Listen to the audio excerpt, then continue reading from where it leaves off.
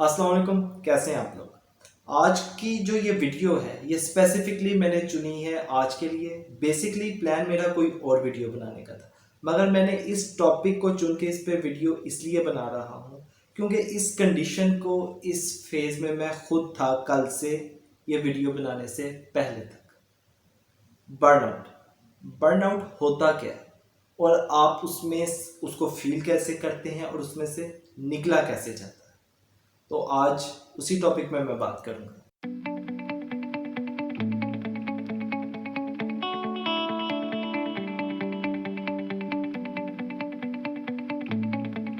आपको एक नया आइडिया आता है, आप सोचते हैं कि आप ज़िंदगी में इस आइडिया पे अमल करके कुछ अच्छा कर सकते हैं। आप स्टार्टअप लेते हैं, आप मेहनत करते हैं, हिम्मत करते हैं और उसको शुरू भी कर देते हैं। उसके लिए आप पढ़ते हैं, बात करते हैं, आइडियाज़ लेते हैं और वो काम बड़ी स्मूथली चल रहा था, मगर फिर आप क्या होता है, एकदम आपको उस काम की तरफ रग़बत ख़त्म होने लग जाती है। आपको जो एक पैशन और जो इंटरेस्ट फील हो रहा होता है उस स्पेसिफिक एक्टिविटी में, वो एकदम अपना आप इंटरेस्ट लूज़ कर देते हैं और आप सोचने लगते हैं कि कुछ और किया जाए या इस चीज़ को छोड़ दिया जाए। और आपका माइंड आपको एक्सक्यूजेस भी देना शुरू कर देता है कि आप इसको क्यों छोड़ दें। इसकी बेसिक रीज़न आपको पता है क्या बनती है? इसकी बेसिक रीज़न बनती है हमारी पर्सनैलिटी की एक ट्रेट, जिसको हम कहते हैं लेजीनेस या लैक ऑफ स्टेडफास्टनेस। यानी कि आप किसी भी काम को अगर आप देखें तो हम अपनी लाइफ में बहुत सारी ऐसी चीज़ें हैं जिनमें हम उनको शुरू तो करते हैं, हम उनको क्लोजर की तरफ नहीं लेके जा सकते।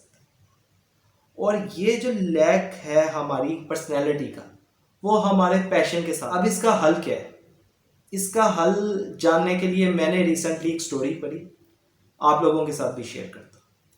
एक दफ़ा का जिक्र है कि ग्रीस का मशहूर जो फिलोसफर था सोक्रेटिस, वो दरिया के किनारे बैठा हुआ था। तो एक नौजवान लड़का उसके पास आता है और उससे दरख्वास्त करता है कि मैं आपका शागिर्द बनना चाहता हूँ। सोक्रेटिस ने उससे पूछा, तुम जो मुझसे इल्म हासिल करना चाहते हो, तुम्हें उसकी कितनी तलब है? उसने कहा कि मुझे दुनिया में सबसे ज़्यादा शदीद जो तलब है वो इल्म की है। ये सुन के सुकरात दरिया की तरफ चलने लगता है और उसको इशारा करता है अपने साथ चलने का। जब वो दरिया के बिल्कुल दरमियान में पहुंचते हैं, जहाँ पे दरिया सबसे ज़्यादा गहरा होता है, वो लड़के का गोता लगवा देता है और गोता लगवाने के बाद उसके सर पे हाथ रख लेता है ताकि वो ऊपर ना आ सके। जब लड़का तकरीबन डूबने के करीब होता है, उसका सांस टूटने के करीब होता है, तो वो उसको बाहर निकाल लेता है और बाहर निकाल के उसको अपने साथ दरिया के किनारे पर ले आता है। वहां पर आकर वो उससे पूछता है कि जब तुम डूबने लगे थे तो तुम्हें सबसे ज़्यादा शिद्दत किस चीज़ की थी, किस चीज़ की तुम्हें तलब सबसे ज़्यादा थी?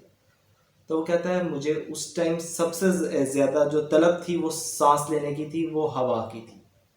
तो सुकरात उससे कहता है कि जब तुम्हें किसी चीज़ की इतनी शिद्दत से तलब हो, तुम तभी उसको हासिल कर सकते। तो अब अगर हम इसको अपनी लाइफ्स की मुख्तलिफ, हम अपने जो इंटरेस्ट हैं, जो हमारे मोटिव्स हैं, जो हमारे एम्स हैं, जिनको हम हासिल करना चाहते हैं, उनके साथ जोड़ें, तो हमारे पास पैशन तो मौजूद है, मगर थोड़े अरसे बाद पैशन की सुई ई पे आके ख़त्म हो जाती है और हम उस चीज़ के हवाले से बर्न आउट होना शुरू हो जाते हैं। इन केस अगर आप कोई इंटेलेक्चुअल वर्क ले रहे हैं तो आपको आइडियाज़ आना बंद हो जाते हैं। आप कोई फिजिकल एक्टिविटी में इन्वॉल्व हैं तो आपको बॉडी फिजिकली खाली महसूस होना शुरू हो जाती है, आप उस चीज़ को करने का जो जज्बा है वो ख़त्म हो जाता है।